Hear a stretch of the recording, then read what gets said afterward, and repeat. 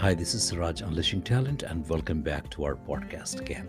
Today, we would talk about the power of optimism and how important optimism is for a leader, and some of the characteristics of an optimistic leader. And the third thing we are going to talk about and how it helps unleash talent and unlock potential for organizational performance, for the performance of the individual and team. Well, first of all, I think we need to understand why optimism is important for a leader. So, in my mind, first of all, it is important because every time and again you are confronted with the adversity or bad times or situations that kind of push you down or push you away, or at least it gives you a small setbacks or big setbacks. I mean, you are in the forefront of the organization and you have the responsibilities and you have the liabilities, and you take that very very seriously as part of your job profile, and you are ahead of everyone in the organization. You are someone who is leading the organization, who's leading himself or herself, who's leading the team, who's leading the business. So you are the first person that basically confronts the adversity and the bad times, the good news and the bad news. So what happens when you come across setbacks? I mean, some of us naturally take it pretty well into our stride and uh, face it pretty well and always remain optimistic. But not all of us do that.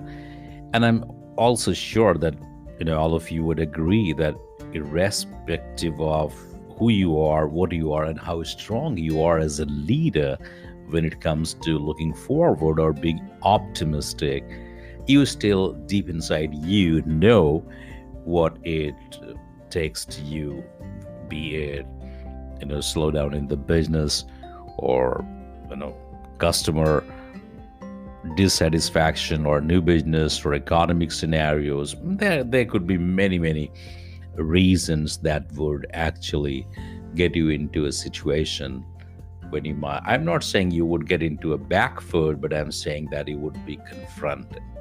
So the first thing that is important in my mind is for you to understand and realize the fact that you're a leader and these situations will come across to you. So the first is the awareness of the situation, being cognizant of the situation.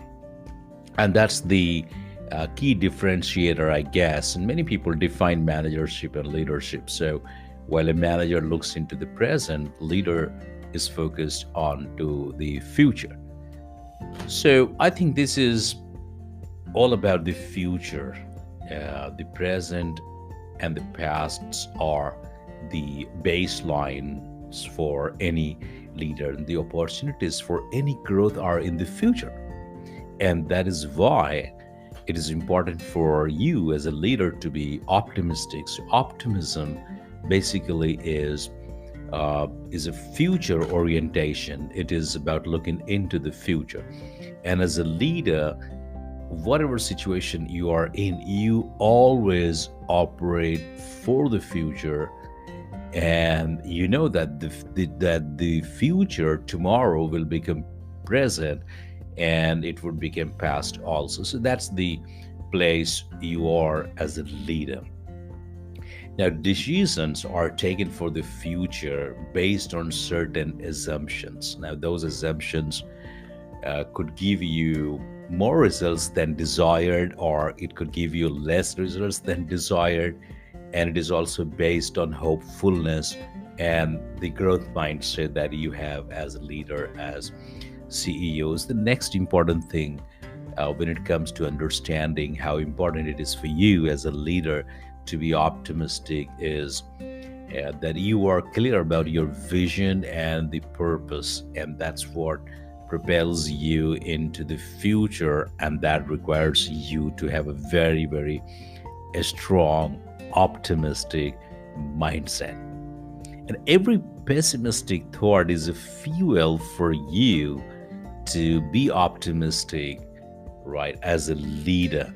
So think of the greatest leaders of our times, be it Steve or Gandhi or Nelson or whosoever, maybe someone who inspired you. They keep you on purpose, they keep you in future, they show you the vision, and they show you the path in terms of how you could reach there. So it's extremely important also for your well-being.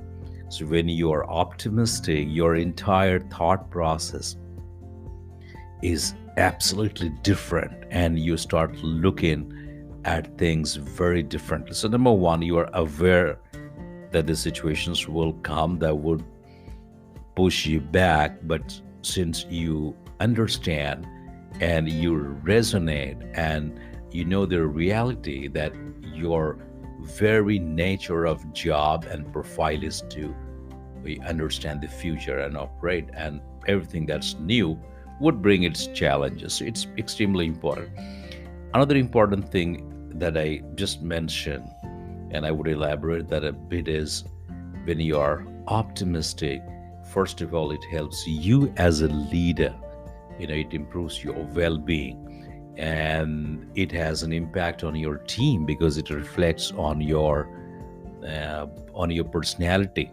It impacts positively your family and your business and your organization. So look at someone who is in a leading position, who is a leader, responsible for leading himself, his family, his team, his business, and his organization. And when that individual has an optimistic outlook, it reflects in his dealings with people. And people are smart, as I always say, to read you and then get influenced negatively or positively through you. So, uh, this is extremely important for you as a leader to understand that optimistic outlook is extremely important. Now, some of the characteristics that I feel uh, are very, very important are your ability to envision and create that purpose. That's number one. Number two is to create the roadmap for that purpose and to align people. And number three is to influence, inspire, and lead people into that direction, which is in the future, which is the purpose. And number four is developing a solution mindset. That's extremely important because on your journey, you would have issues and problems and challenges, and those will become your experiences. But when you lead your people with growth mindset, with solution mindset, uh, then everyone thinks of providing solutions, and that helps you right from the bottom, and it speeds up the entire process. And the more people solve, the more people become creative and innovative, and they become more engaged to your purpose and to the business, and that's how the engagement happens. The number five is developing the growth mindset. That's an important characteristic. So you always understand that you look at the brighter side of this stuff, and you understand how growth mindset culture would help your entire organization to be one organization. All employees get highly engaged having growth mindset culture, and that's something very, very important.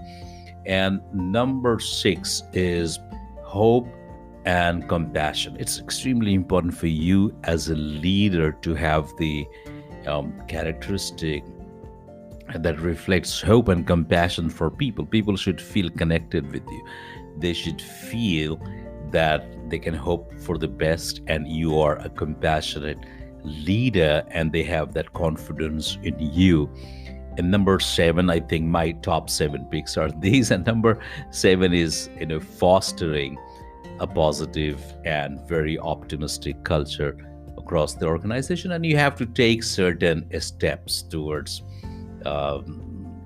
making people feel optimistic and feel connected with that purpose and remain positive, and that is how they start giving the best of themselves. And I think in the process, as a leader, you have to look into five areas. Number one is unleashing your own talent, the team, a business, family, and the organization. So, uh, purpose, number one. Number two is a goal. And then what actions you take and what results you derive, right? So, it is your vision, it is your purpose, it is your goal, it is actions and results. So these are five terminologies that you might want to uh, remember. So, first of all, in order to unleash talent and unlock potential through the power of optimism, you have, on the one hand, five areas of influence. Number one, yourself. Number two, the team. Number three, the family. Number four, business. And number five, organization. Now, for each of these five areas, you as a leader, in order to unleash the power of optimism, be clear about the vision, purpose, goal, action, and results. And I will give you just one example. So it could be your business.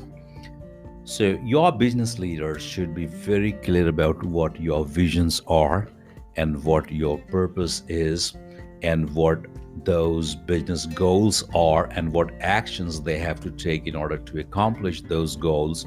And they have to review the results of those goals and efforts and execution, and then again reset the vision. So these five elements, the vision and the purpose and the goal and the actions and the results, these five areas must be clear to yourself, to your team. I always mention family because family is an organization, so you have to ensure that you strike a right balance. So for your family also, you should have a vision, purpose, goal, actions, and results. And then the business and the organizations. So I think if you look at these five areas, and if you apply these five steps process of engagement and the process of developing optimism across the areas of operations, I think you would be a great leader. Last but not the least, and I always say that cultivate optimism. Make efforts to develop optimism, right? And some of the things you could consider is things are not as worse as they look like, and the people who are optimistic, they tend to live longer. They have a higher level of engagement, and they have the desire to live and do, and they develop this sense of achievement. They have the achievement motivation. And if they are into stress, the optimism helps them heal faster. It leads to a less depression and anxiety. Just 20% people in one of the research shows that are optimistic. So 80% people, I'm not saying they are pessimistic, but when they are confronted with problems, they might start looking back. So as a leader, you should focus on what is right rather than what is wrong. And you have to shift. The paradigm shift has to be to keep yourself, your team, your family, your business, your organization more into the optimism side. So there's a natural regression that would happen, and that's your awareness as a leader, that when we are operating into the uncertainties, People might be pushed back into regression, into pessimism, and that's very natural.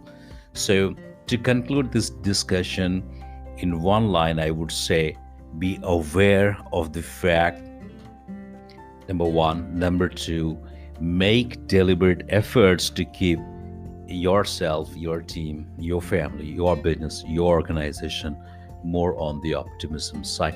And this would lead to the things that we talked about, including engagement and business performance and your well being and everybody else. There will be higher probability of success as a leader, and people will remember you for for your efforts, and you know in this way you would inspire people. Well, thanks a lot. I hope you liked this podcast on optimism, especially in the organizational context. Hope to talk to you on some other topic. Thanks a lot. Take care.